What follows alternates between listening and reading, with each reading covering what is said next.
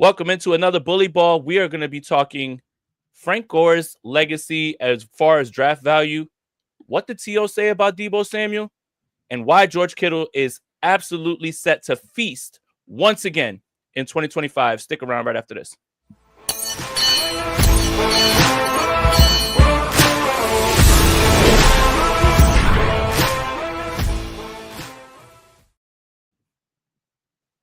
I'm Jason Aponte. That's Steph Sanchez. This is the Bully Ball Podcast on the Gold Standard Podcast Network, the only 49ers podcast that isn't upset that they weren't invited to Tight End U. Steph, how are you? I haven't seen you in a while. How are you? I'm great. I'm a little upset still that you left me with Rob last week. What was that about? Joke never gets old. And look, we didn't even have to talk about it. You knew that was coming up. And I hope he flashes across the screen like you guys are jerks. Laid it up. You laid it up for me. Too easy. But look, July 1st. Veterans report on the 22nd. We're getting closer. It's starting to smell like football again. Right? Tight end use going on. We're going to talk tight ends and preview the position and basically talk about why George Kittle is still the best in the world. But some little tidbits that came out while we were gone. NFL.com, I believe it's Eric Edholm. He put together an article about the greatest draft values of each position this century. That's a lot, right? I'm thinking about 2025. That's a century, right? That's 100 years. We're good with math there. There was a certain 49er who was number one on this list. And for all of the discussion about running backs don't matter, you can just find them, the 49ers drafted Frank Gore in round 3, 65th overall. Think about that. In today's day and age, in 2005, he was drafted 65th overall. In today's day and age, how much people would go crazy because why are you drafting a running back? Why are you drafting a running back off of a devastating leg injury? Let's not bury the lead here with Frank Gore as well, too, right? That was a massive risk taken by Scott McLaughlin, right? I think that's probably the whole crux of it, right? And why he fell to round 3 to begin with.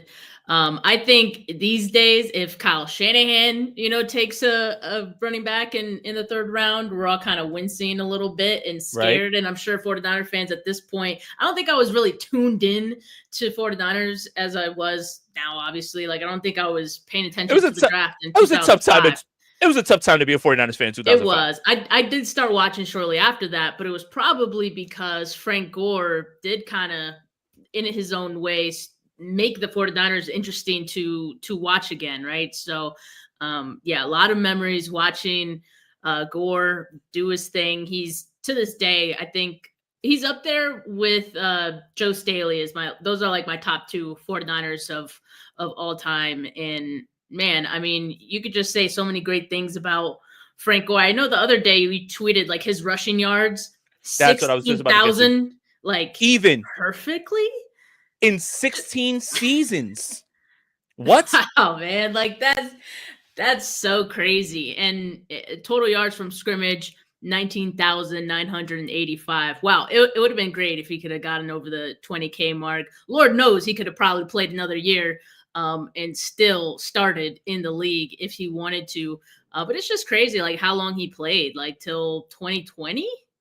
When did he retire? Feels like he retired just last year. Right? That's what I'm saying. So, and 99 total touchdowns.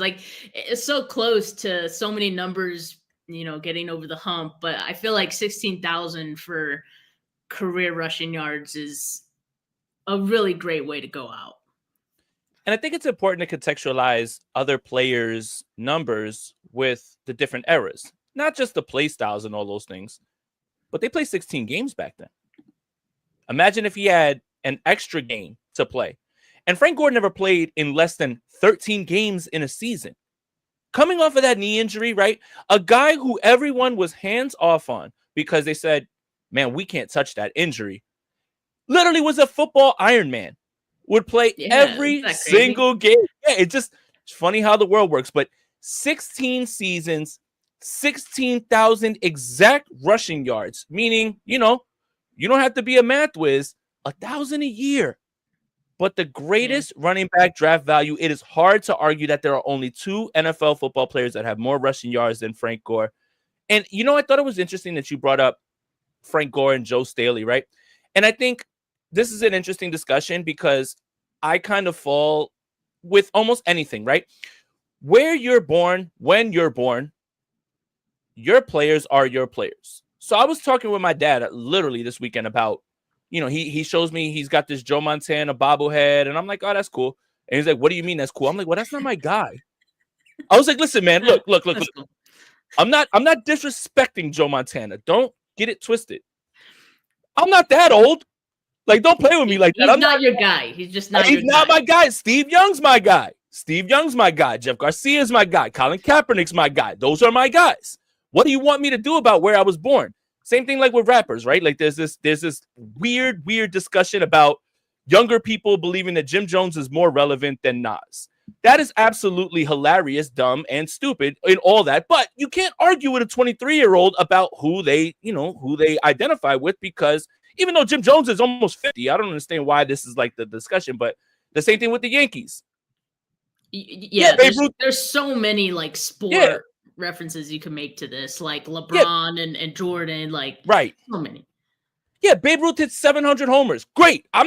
I wasn't alive in 1923. Who cares? 1961, Mickey Mantle hit Roger Maris. I don't care. Derek Jeter's my guy. So it's funny that you bring that up, because it's the same thing that I was talking about with my dad. Is Steve Young's my guy. I respect what Joe did, but I wasn't allowed to see that. Don't do me like that. I'm not that old. But yeah, Frank Gore, absolutely one of our GOATs. The same thing, right? Jerry Rice is my favorite player. I was able to see him long enough, but Terrell Owens was my next guy. So pretty good little fun little nugget about Frank Gore. And, we'll take anything that we can get as far as good news, because, we're staying out of the way of bad news. I don't even want to bring up, the thing that happened with, exactly. It's a nothing burger. It's a nothing burger. Worried about it.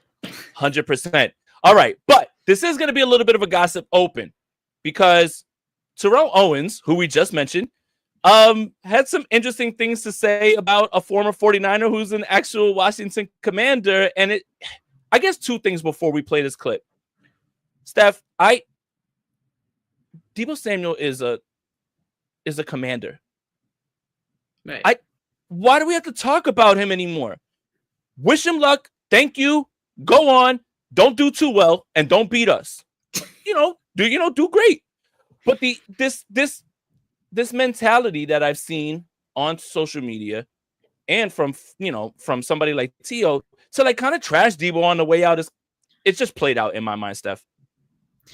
Yeah, I think we're seeing a lot of people kind of trash talk Deebo a little bit, and it's not just 49er fans. Like, I'm seeing Washington Commanders fans, like, bring up I seen it too. He's looking slow, like, all the memes about the route running, the Drewski meme. What's the other one? Is it Big X doing or who's that? The one doing the Texas route. He's wearing the Texas jersey and he does a little. Who's that, Jay? I know you know. Rob's gonna kill me because it's going to a second. I can't hear you. Is it Dave? Isn't that who that is? Is it? You hear me now? Yeah. I don't know who it is. Is it? Oh, I think it's Rod Wade. That would make sense. Yeah. That would make sense. That is hilarious. But Deebo can't escape those memes and those references, and it's coming from all angles, which is, I kind of feel bad for him, because not only did he have enough to prove already just from 49er fans and, all their opinions on him in the last year, but now you got to contend with all these other people saying the exact same thing, saying you're slow, you're washed, and all this and that. Look, I don't think Deebo is completely washed. I think there's some left in the tank. He's obviously slowed down. He's just at that age, but I think he's going to be able to be productive with the Commanders. I'm with you, Jay. I don't really care what he does, as long as it's not too good.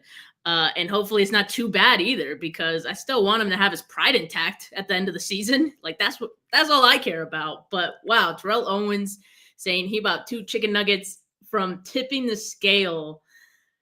That's insane. Funny, but insane. Two lessons I want to impart on 49er fans about etiquette and how to dictate yourself. Ready? 1, We don't body shame. No reason to body shame anybody. There's things that, you can't control. Like, listen, if I have a bad haircut and my hair looks bad, you can get on me because you know what? There's a barber that can fix it. Some people, they can't fix it. Me, I'm 6'5", but I'm at 195. I don't gain weight. I'm sorry that I'm so skinny. What do you want me to do about that, right? So we don't body shame. 2, I also want you to do this and stay classy. When you have an ex, when you break up in a relationship, you trashing that ex on the way out shows that you still care. How about you dictate yourself accordingly, show some grace, say thank you for the memories, thank you for the time, but we're moving on. I'm moving on.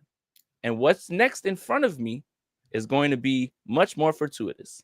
So this isn't about Terrell Owens, because it was during one of those Twitch streams with those young kids, and I know I sound like an old man saying that, that's fine. Like whatever. They were looking for a viral moment, and T.O.'s never met a microphone that he doesn't like. Let's just make sure we put that, I know a microphone hates to see T.O. coming. But for 49ers fans, 2 lessons. Don't body shame. 1, 2, act accordingly. Be classy. When you have an ex, when you have a relationship that's over, remember the good times and remember that the other good times are ahead of you, and do not trash that person on the way out. That's all I'll say about that stuff. Okay. Yeah. Third thing. PFF put out a really cool article today about safety blankets as wide receivers, meaning obviously when the chips are down, and the way that they kind of contextualized it was when a quarterback's under pressure, who do they target? What's the chance of them being targeted? Steph, if I had to give you one guess, who would be the 49ers pass catcher? Because I'm going to put that qualifier on it. Pass catcher that you believe was the most targeted whenever a 49er quarterback was under pressure in 2024? Oh, in 24. I'm going to go George Kittle. No, but good call. No, but good call. We're going to get there because we're talking about tight ends. It's a good call. And the reason that I bring this up is because I want to, we're talking about like numbers and how 16,000 for Frank Gore is such a insane number. George Kittle had 1 more catch than Jawan Jennings last year. 1. Oh, Jennings? 1. Jennings. Jennings is the 7th most targeted wide receiver when a quarterback is under pressure or has somebody in their face. 18.8 threat rate. And I'll read it verbatim for the audio listeners. Jennings caught 16 of 31 targets for 188 yards and 10 first downs with 49ers quarterbacks under pressure. He hauled in 3 touchdowns, secured 5 of 8 contested targets, and had 5 plays of 15-plus yards in those situations.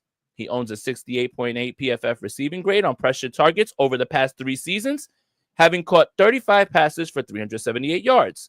Jennings has gained 20 first downs, caught 4 touchdowns, and logged 11 explosive gains in that span. You know what's funny? Before last season, Jawan Jennings never had more than 39 catches. And I believe his career total coming into 2024 was 98 catches. 66 of those catches went for first downs. That is absolutely mind-boggling and jaw-dropping. It literally means when the money's on the line, and remember, his quarterback wasn't always Brock Purdy. So Jimmy Garoppolo and Brock Purdy, when the chips are down, they go to Jawan Jennings. Jawan Jennings is the go-to money guy on this roster, right? He's got that clutch gene, and every team needs someone who has that. And sometimes it's your best player.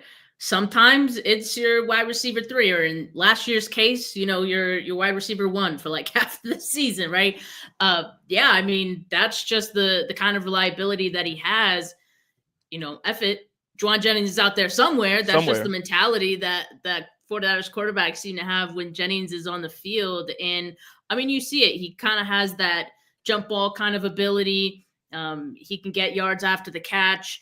I mean, I don't know. He just has that knack for giving you that little extra to make the play, to move the chains.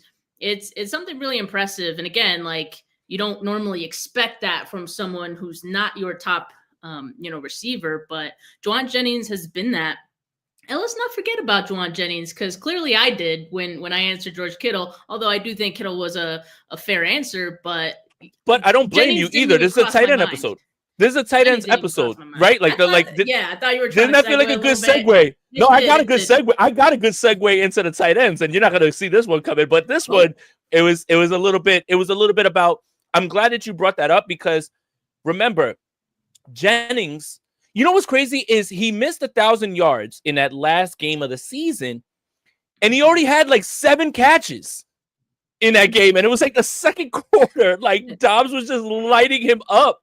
Yeah, he would've gotten it for sure. Yeah, he would have easily gotten it, but I do agree with the sentiment of George Kittle being like that, you know, and I think that's a good place where we can start. But before we get into that real quick, George Kittle's always been really good on social media, right? Like he's always good at, you know, like look. All right, Rob, cover your ears. George Kittle has a long-standing beef with Rob Stats Guerrera. That's pretty crazy, right? Like him and Kittle have this like little like contentious like back and forth relationship a little bit, right? Like is that fair? Like I'm not saying anything other than that. That's it. But Kittle's always good on social media, right? And he pops in, says what he needs to say, and he dips. It's always gold. And he dips. And you know, look. Over the weekend, obviously, tight end U just happened in Nashville, and he's hanging out with Taylor Swift, and that's fine, obviously, because him, Travis Kelce, all those guys are. By the way, I don't like that the defensive line guys are trying to make their own. The sack summit. That's a horrible. That's horrible. Max Crosby. Get out of here, man. Get out of here. Stop biting the style. Oh my God, get your own. Get off mine and get your own. My God, the Sack Summit's an awful name. They should have workshopped something way better. But he goes on social media. He shows that he's with Taylor Swift. The guy's a fun-loving guy. At WrestleMania, he's knocking people down. We love George. But George Kittle just fired off a tweet not that long ago. And George Kittle's quick to be like, hey, you said something and it's not true. And I know it's popping up right now. So there's a fake quote floating around that George Kittle said, come say it to my face. We're about to embarrass the NFC in regards to people doubting Brock Purdy. Steph, we're as dialed in on this team as just as all these people that are watching. If George Kittle would have said this, it would have been everywhere. It would have been everywhere. This isn't something that like someone random person could just drop and people would be like, oh, I didn't see that coming. Fine. George Kittle gets right under the tweet and said, I didn't say that. Can I read it real quick, Rob, if you go down? I did not say that, but nice try. My God. The amount of engagement farming. Listen, look. Steph, I put out my content earnestly on Twitter. And if it gets traction, it gets traction. If it doesn't, it doesn't. I don't necessarily put things out there just to I don't rage bait, right? Yeah. If it gets traction, it gets traction. The most I've ever made from Elon Musk and that app was $32. So you're willing to risk your reputation for $10, $15? Come on, man. It's nice to see that in your account out of nowhere, but come on, man. Like, what are we doing here? Well, you know what's going to happen now. Now that George Kittle responded and that original post is going to get even more engagement, someone eventually is going to put the fact, what is it? What do they call it when you put the community notes? The community note. Someone's going to put a community note on there, and you're not going to get any money off the post at all. So, yeah, I love that George Kittle comes out for 2 occasions on Twitter. It's to say happy birthday to people, random people, and it's to say I didn't do that or that didn't happen, or just like correct people. Like he came to Debo's defense. We were just talking about. Keep going. It's just to correct people and say these things. So again, like he just pops in, pops back out, says what he needs to say. He leaves it. I love that. Like, I think we can all learn about George Kittle's social media, particularly Twitter presence. And, you know, maybe we should emulate that a little bit more. Yes. And look, be like George, right? Pick and choose your spots. Your tweets are more impactful when they aren't compounded one on the other. When it's time to cook somebody, you cook somebody. And that's what George does. I'm glad you brought up the Debo thing too, because that first clip that was around was, oh, well, Debo looks slow. And he's like, it's training camp. It's OTAs. They're not running. Like, again, 49ers fans, one more time. Just like you would if you were in a long-standing relationship with your ex, show some grace. Don't let him ever let him see you sweat. Say the right thing. Just keep it moving and everything. But enough about that. Let's talk about these tight ends. And I think before we talk about George Kittle, we should talk about Kyle Shanahan's master plan. You ready? You want to put the tinfoil hat? Let's go. Let's do it. Okay. You bring in a Jaguars tight end that is a blocking tight end, and then you bring in the Jaguars backup quarterback. This feels like a time where when you need a money play, I'm going Mac Jones to Luke Ferrell, baby, and I'm going to set everything up. Obviously, we're having fun right now because there's not really much to talk about. But, I mean, look, the Luke Ferrell thing was a big contentious point, and I think we as 49ers fans and fans of this offense would love to see the 49ers run some sort of demon 2 tight end set with like Gronk and Aaron Hernandez. Kyle Shanahan doesn't care about anything about that. Like, he did it the one year with Jordan Reed because he was there with him in Washington, and then Jordan Reed ended up popping, and he never played another down after. But Steph, there is no 2 tight end set. We might as well just give up on that idea. It's just done. Like, I don't want to hear about it anymore.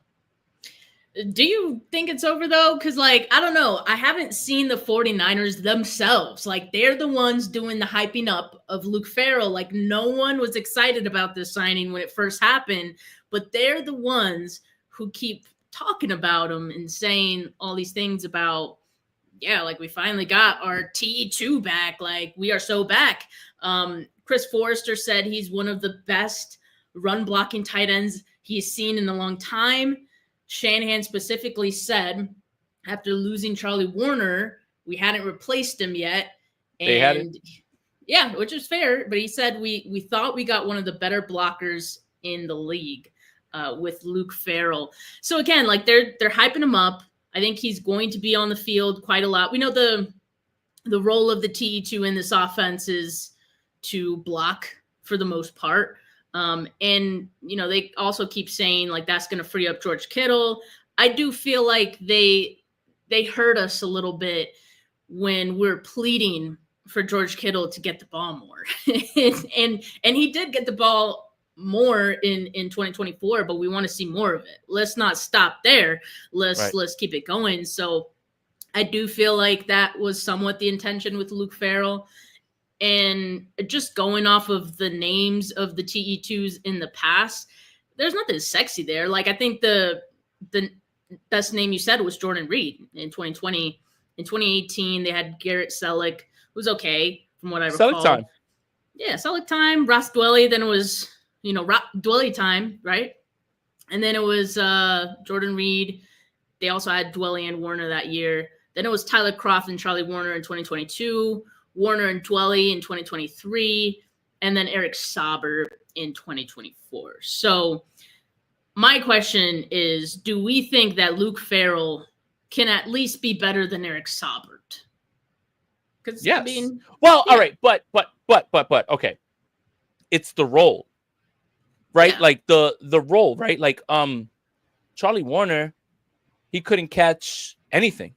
Right? Like I was in Atlanta when Jimmy literally threw him the football and he was wide open 35 yards with no one around him because no one expected him to throw the football, which was like, okay, it's cool. It's like, everybody's like, hey, I wonder if, he's going to run a route. No, he's not. And then he does. And then he drops the football. So I don't think Luke Ferrell has hands like that, but there is a need for that in a little bit of a way, right? Like, and especially in the running game, right? So the Luke Ferrell thing, it's pretty obvious that's what they want to do. That's what they're looking to do over and over is just have a guy like that. And you're right, they haven't replaced Warner since then.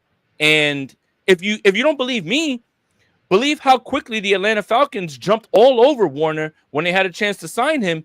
That this isn't me talking. Like the NFL is looking at his skills and they understand that, and there's a need in certain offenses for that. So, again, we want this we think so highly of Kyle Shanahan and his offense that we want to see this Aaron Hernandez and Gronkowski, duo, right? I know, right? Even saying his name is weird, right? But it's just I don't think that that's something that they really want. Like Luke Ferrell, like it feels like he might catch more passes. He might catch more passes for sure than Kittle. I think he's much more of a catcher of the football than Warner is. But that's not what they're going to use him for, like, at all. Like, I think that's really what they want to, go through. But with Ferrell, I think the way that we should probably turn this is going to Braden Willis. And Braden Willis was somebody who, no. Listen. Wow, Steph. Usually, no. I'm not. Listen, I'm not trying to hype up Braden Willis. I'm just trying to. I just no. Whoa. Don't. I'm gonna let you cook. I'm gonna let you finish. No, so man, usually that's me. Like when somebody says someone who's like not a good football player, I'm just like, With Braden Willis, I think we all were under the impression that he would be the person that would take over the Kyle Juszczyk role.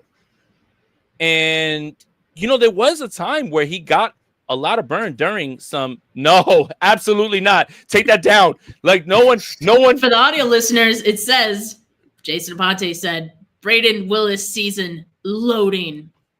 That's fake news, and that is absolutely not what I said. They don't know what they're doing. But with Braden Willis, yeah, you got it. Braden Willis is somebody that I think they still like, right? And that is somebody that is kind of interesting in the H-back role, in any sort of role that they can get him into. I think they really want to see about Braden Willis. I'm not saying that, again, for me, it's not that I believe Braden Willis needs to play a bunch, but I think they want to see. Like, and I think that's what it's more about, Steph. And Jesse's saying, what Magic jersey is a penny throwback. Go ahead. Woo. It's flame right there. It's too hot to wear sleeves on the East Coast, man. Oh my God, man. It is crazy over here right now. If you don't think global warming is real, whatever, go for it. Go to New York, I guess. But Braden Willis, yeah, like he's pretty young. I don't think like we had any super high expectations for him. He was a 7th round pick after all, but he is only 25. I think from what you're talking about, just him taking on the H-back role, I don't know if what we've seen from him in that role so far, and it hasn't been a lot, but like I do remember a few times where guys have been hurt and he's kind of had to play that a couple of times and it has not looked good. Also, he does get a lot of opportunities. Okay, I don't want to say a lot, but most of his opportunities, which are few, come in special teams. And it hasn't been very good with him there either. Last year, 157 of his 184 total snaps came from special teams. He had 2 special team penalties. So like there's just a lot of work that Braden Willis needs to do to be in consideration for any expanded role. And I would like to see it. Like I want to see that for Braden Willis, but he definitely has to show it. Being at TEU is good. He needs the extra time. Was he there? He was there. All right. There. I think all the 49ers tight ends were there. They better be. I don't know if Jake Tungus was there, but oh man, doesn't want to compete. That's it. Let's start the scared to compete. Scared to compete. Let's start the narrative. All right, that's it. Get him off my team. I don't like Ross Dwelly went, and whatever. We'll get. So that's where I want to go. Like, yeah, go for it. Because I think Ross Dwelly is somewhat an underrated signing, and just hear me out. Like, I'm not saying he's. Can I ask you a question real quick before we start? Yeah. Did the Atlanta Falcons sign Ross Dwelly and Charlie Warner last season? It was both it last of them. season or was it the year before? Because he wasn't. I don't know if he was in the league. Yeah, I mean, listen, it was inconsequential because they have another tight end over there that they can't get the football to for some reason, whatever. But I think it was both of them. Rob, if it was like let us know, whatever. If not, go ahead. Yeah, go ahead. I want to say you're right. And so him coming back is a bit of an underrated signing, in my opinion. Not that he was like earth-shattering at any point. Like there's a reason, the 49ers let him go to begin with. And he was most of the time a TE3.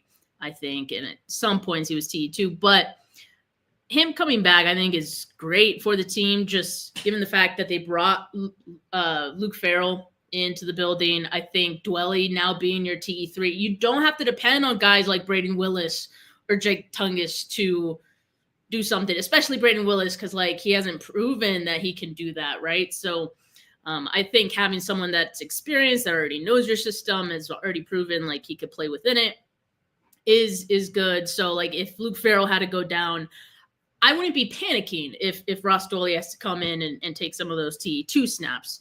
It's not ideal, but like no injury is ideal for any starter in the NFL most of the time. So I just think it's, oh my goodness. Yes, get her. And for our audio listeners that are that don't see it on the screen, Steph Sanchez says Ross Dwelly season loading. Yo, Rob's on a heater right now. Keep going, Steph. He is actually, man. And both players were signed by Atlanta last year. I did get that correct. Atlanta was just scooping up all the 49ers tight ends. They might as well have just signed Cam Latu. I know, right? That's the one. Okay, I'm not even gonna say anything about Latu because then why? What is there to say? Did he ever like what is there to say about Cam Latu? Did he ever did he get a jersey? I don't. Did he get a jersey? The banner. I don't want to get the banner that I'm saying Latu season loading. All right. Did he get a jersey? Did he get a locker? Like I don't remember. We digress. But I mean, what are your thoughts on Ross Dwelly coming back? Like, I do kind of feel like at least the top end depth is slightly better than it was last year.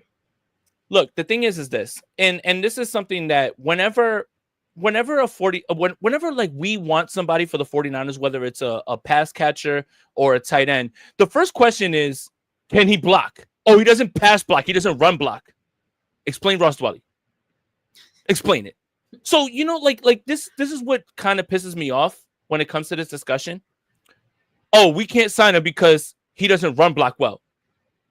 Great. Maybe he's just really a pass catcher and maybe you should just use him that way.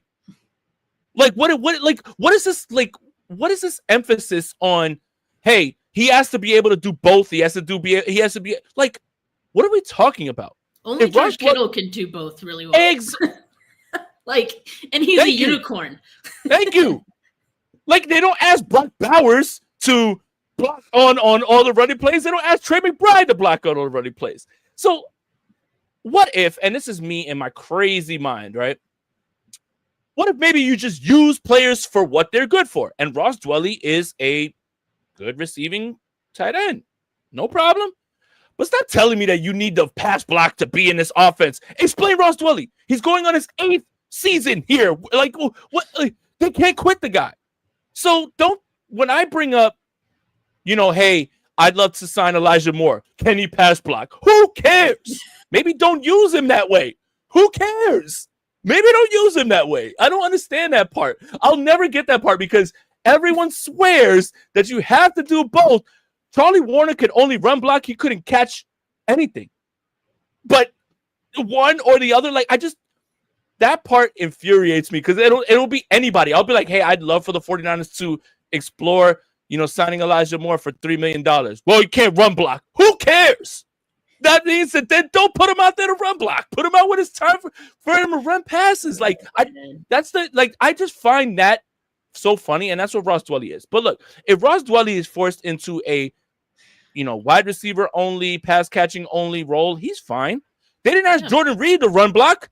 They weren't like, Jordan Reed, get out there and we're going to run block. Like, when he was out there, they just said, hey, listen, this is what he's better at, right? So the idea that any sort of pass catcher or anything has to be both is impossible for you to, it's impossible to happen. And I just think that it's an oversight. If Ross Dwelly is going to be a guy who's going to sit on the practice squad, nobody's going to say anything about him. And if, God forbid, something happens to George Kittle, he has to, catch some passes, I feel fine with that. Because there was literally a time when all he did was catch touchdowns, right? From Jimmy Garoppolo during that time. By the way, Jimmy, still miss you, buddy. I just want to piss Rob off. But yeah, the whole I love that. I love pissing Rob off talking well about Jimmy Garoppolo. But I despise that discussion because it's like, oh, can he run block? Who cares? If he can't run block, then don't put him out there to run block. Maybe his value to your team isn't that. And if somebody's really good at run blocking, don't send Charlie Warner out on routes because he can't catch anything. He's got hands of stone. Again, just use guys for what they're good for. Imagine that stuff. That's a crazy thought. And yeah, this is a good one. Read this one. Read this one. Revolutionary. Jason Aponte says, "Let players do the things they're good at." I mean, if Jason Aponte was head coach of the 49ers, he would simply play the best players. We would have already won 3 bowls. We would have already won 3 bowls. We would have already won 3 bowls. We would lead the league in offense. At least 3 bowls. We would have finished that one in Vegas if I was there. Woo! I would have just been science, folks. I would have just been more hammered than Kyle that first night. That I believe. That I believe is crazy, by the way. Oh God. But thankfully the 49ers do have a tight end that could do freaking everything well. And there's a reason that he's on the field let's talk about him. The time. Let's talk about him. Let's not bury the lead any further for Mr. George Kittle. There's a reason that Rob Gronkowski, when he was asked this week to rank tight ends in the league right now, very quickly answered George Kittle number 1. There's a reason for that. Yep. Easy decision.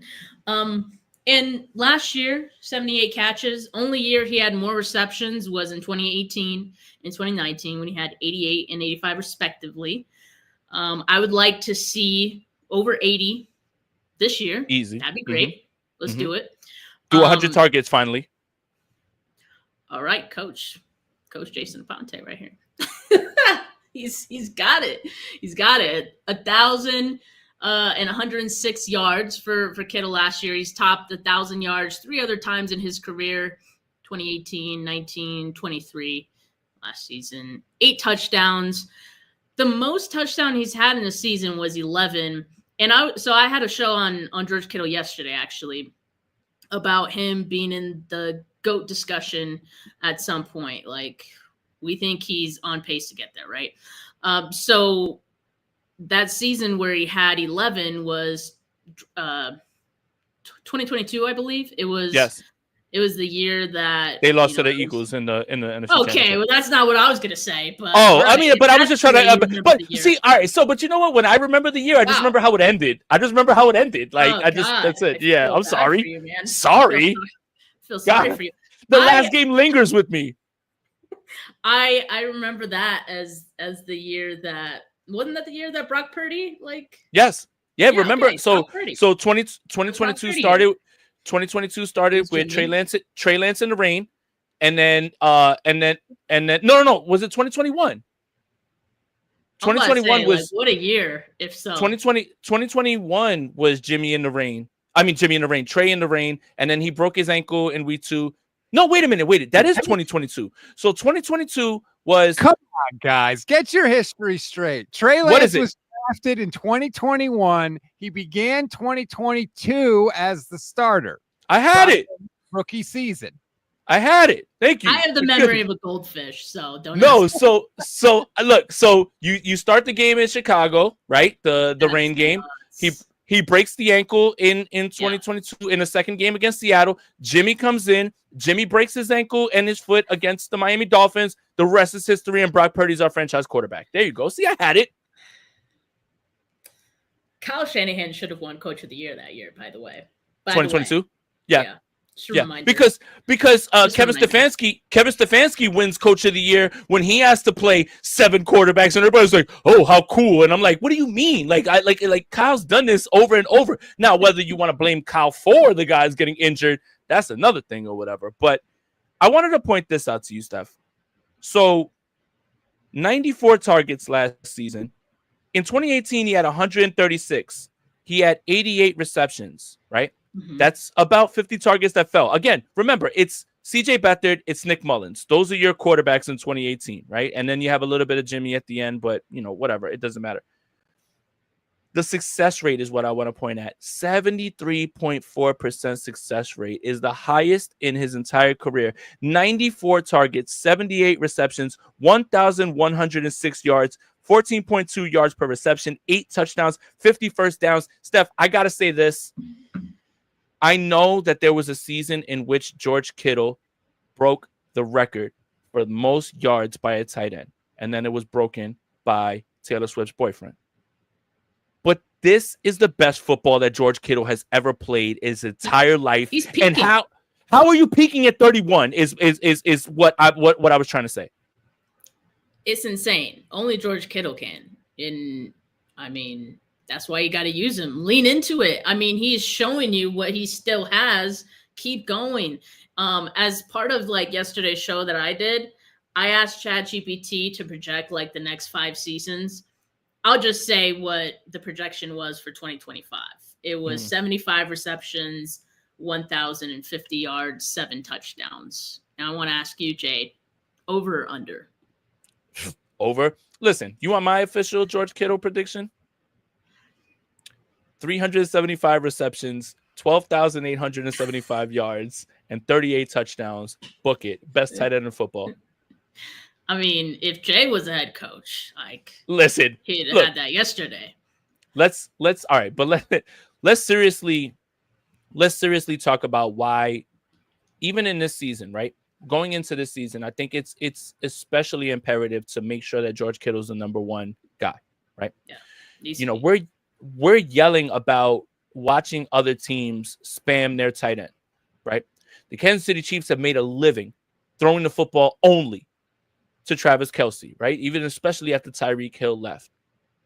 The Raiders throw the ball to Brock Bowers every single down. If it's not him, it's Jacoby Myers. Kyler Murray throws the football to Brock Bowers more than he throws it to Marvin Harrison. I'm tired of watching other teams spam their great tight ends, knowing that there's a tight end that's better than them all that you have that you should be peppering with targets. Now, look at this season. Braden Aiyuk's probably not going to start the season. And even if when he does come back, you still have to let him ramp up, and you still have to you can't just, let's just say he has a 4-game PUP stint and he comes back. You're not going to expect him to automatically just run with it, right? Jennings has been great. Keep using him the way that you're using him. But my goodness, man, please, Kyle, look at me. And I know you're watching, buddy, because, you know, you got some time off and you love the Gold Standard Podcast Network. My God, Kyle, can we just draw up 4 more targets a game for George Kittle? It's not a bad thing to try to get it's not a problem to try to get the ball to the best pass catching option on your team. I promise you.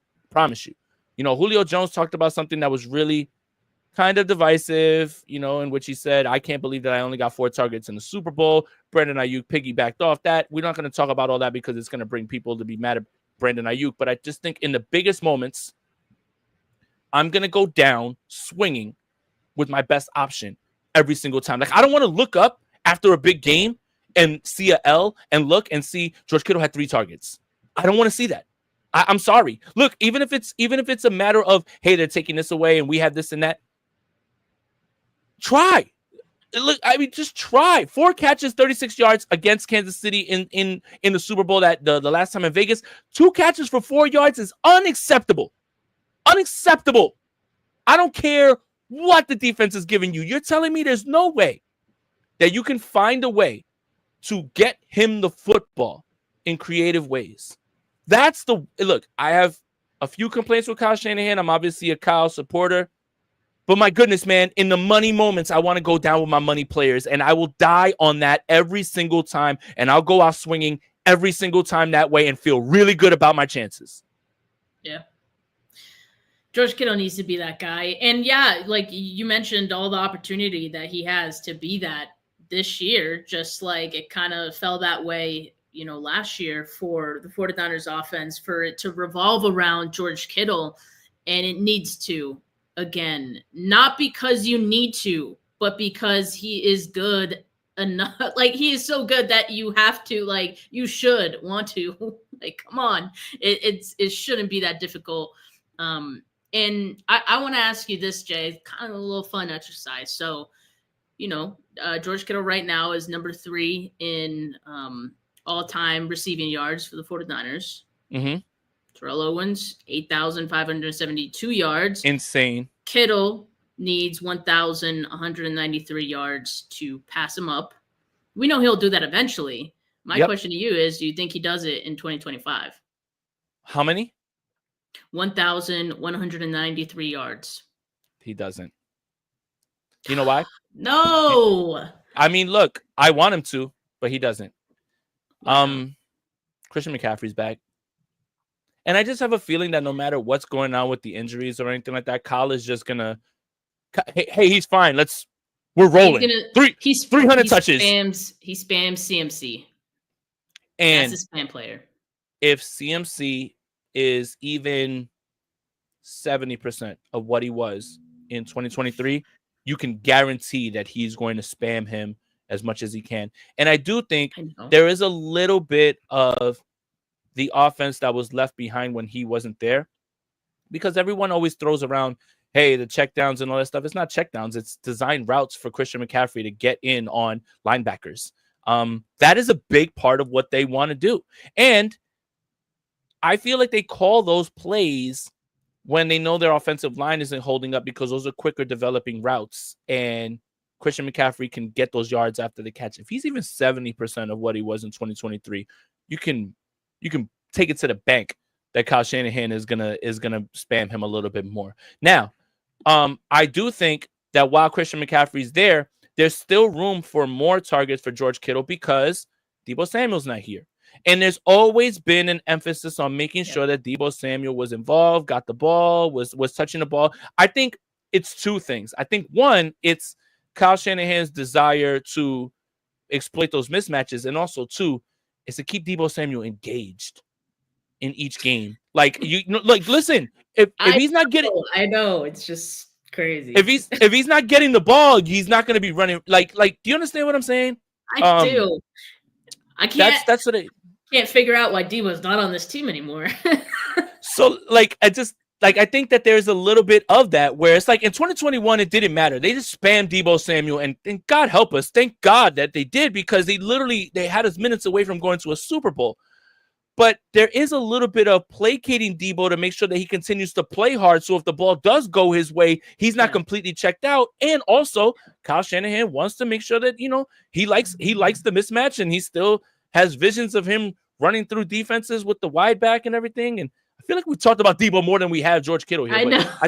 But I do think that while we're talking about Christian McCaffrey being back and his involvement, Deebo Samuel's involvement in this offense not being there, it will kind of loosen things up a little bit more for Kyle, who doesn't have it in the back of his mind that he has to keep Deebo engaged. Yeah, true. And Rob dropped this stat in our chat here. In 2023, 25% of total targets went to running backs. Most of those, of course, going to Christian McCaffrey. That's an insane stat, but I mean, yeah, we saw it with our own two eyes. They spammed the hell out of McCaffrey. And yes, I know they're going to do it again. But I still think with that, there is opportunity for the passing game to funnel through George Kittle. And I think that it should, because he is so talented.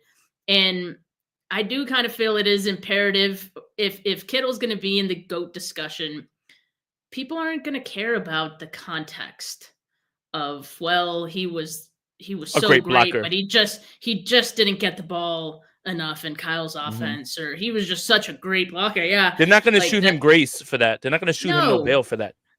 Kyle, help your dude out. Like, let's get him up there, because we know he has the talent to do it. And honestly, like, he's not that far off. He could probably get within that top 5 range by the end of his current contract. You cited Mike Clay's stat projection, right? What you think? What's the over under?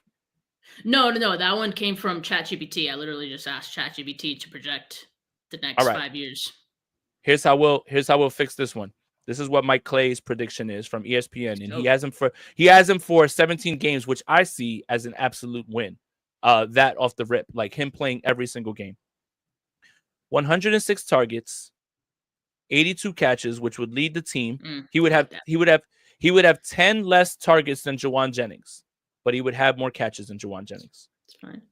1,048 yards to Jawan Jennings, 1,040, 7 touchdowns, over under.